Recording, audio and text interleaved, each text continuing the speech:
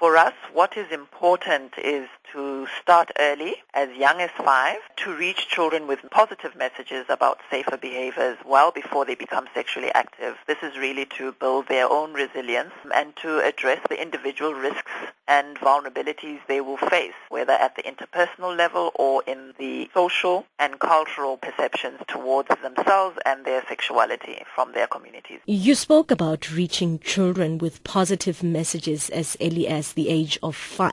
How exactly will this project be carried out? This project will be carried out working with various partners across the different countries, the 12 countries in the 3 different regions of the continent, Southern Africa, West Africa, and East Africa. And those partners work with the network of adults providing care and support that can include teachers, parents, members of the community, religious leaders, etc. And those are the ones that have a role in interacting with children in one way or another in providing these positive messages. So the skilling of parents, teachers, and members of the community is absolutely crucial to be able to provide positive messages as early as possible. Now, Save the Children talks about how the project builds on experience over the last 4 years. What key lessons have you learned with regards to children and their sexuality? What we have learned, first and foremost, is that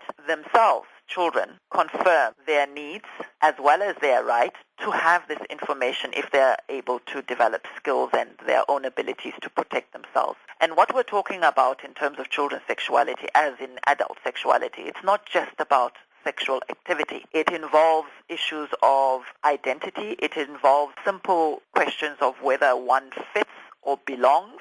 So sexuality is not just about the activity, which is why it is important to address this as early as possible, and we are starting from as early as 5. And just to give you an example, how one might address the issue, for instance, with a 5 to an 8-year-old compared to a 12 to a 17-year-old, for example, is if you are going to be talking about the activity, for example, with a younger child, you may simply explain that sexual activity is a mature way of showing care and affection. But for a teenager, for example, 12 to 17, you may describe adult sexual responses, what the common sexual behaviors are, and the key elements of sexual pleasure and responsibility, for example. So there are differences. What is important is that those positive messages are age-adjusted and that they are responsive and consistent with the age and the experience of each child. What we use in terms of the content, because globally we now have UNESCO having determined what the minimum package of content should be for the different age groups.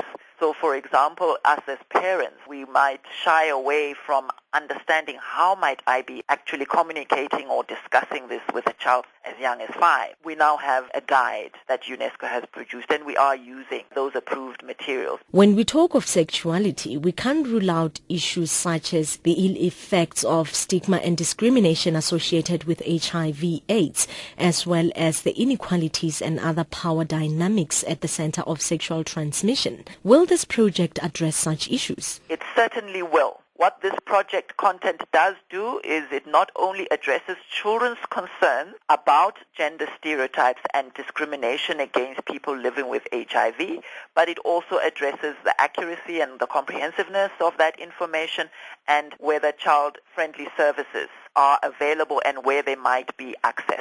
And what kind of a reception are you anticipating from children themselves? Do you think that they will welcome such a project and want to be part of it? Our experience has shown that children are highly receptive. In fact, they are more receptive about issues relating to their own fit as they grow up, the pressures they face as they transition, including younger. It's not just adolescents who have challenges of transitioning and dealing with external pressures. The curiosity about how one's bodies work and how they differ, for instance, from the next child. For example, as a boy or a girl might see the differences early on in terms of their own structure and so on. So yes, we are confident. We have seen in the past that children are much more receptive to this. What about parents? How do you think they will receive it? You mentioned yourself that some parents are often not comfortable to talk about such issues with their children. We know from the past that adults, and it's not just the parents, all adults have a measure of discomfort for one reason or another.